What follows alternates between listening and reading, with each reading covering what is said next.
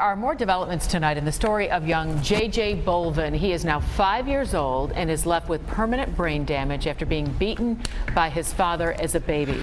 His family is outraged that his father is out of prison tonight. He served his time. 7 Eyewitness News reporter Katie Morris has more on the family's reaction to this. He's a repeat violent child offender. Now he's back in Western New York. This is Jeremy Bolvin. The 28-year-old was released from prison today after serving his sentence for beating his infant son. J.J. Bolvin is now 5, but he was weeks old when the abuse started. J.J. had his wrist broken, his arm broken, multiple ribs, a femur, which is the hardest bone in any human to break. Jeremy Bolvin was sentenced to 4 years in prison. It was the maximum he could have gotten at the time.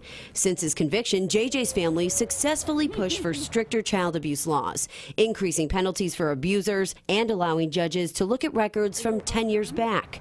But they say there's more work to be done. This is a domestic violence issue, whether it's partner-on-partner violence, dating violence, bullying, or child abuse. Now they want to see Brittany's law passed. The legislation is named after 12-year-old Brittany Pasolacqua, who was killed by her mother's boyfriend. It would create a public registry of violent felons online where people could search their neighbors or potential partners and see if they've been charged with violent crimes in the past. The family says it would prevent future tragedies. Currently in New York State, you can look up a sex offender and find every one of them that's within miles of you instantly. You can't do that for a domestic violence offender. JJ is a happy little boy now, but he'll live with seizures and developmental problems his entire life.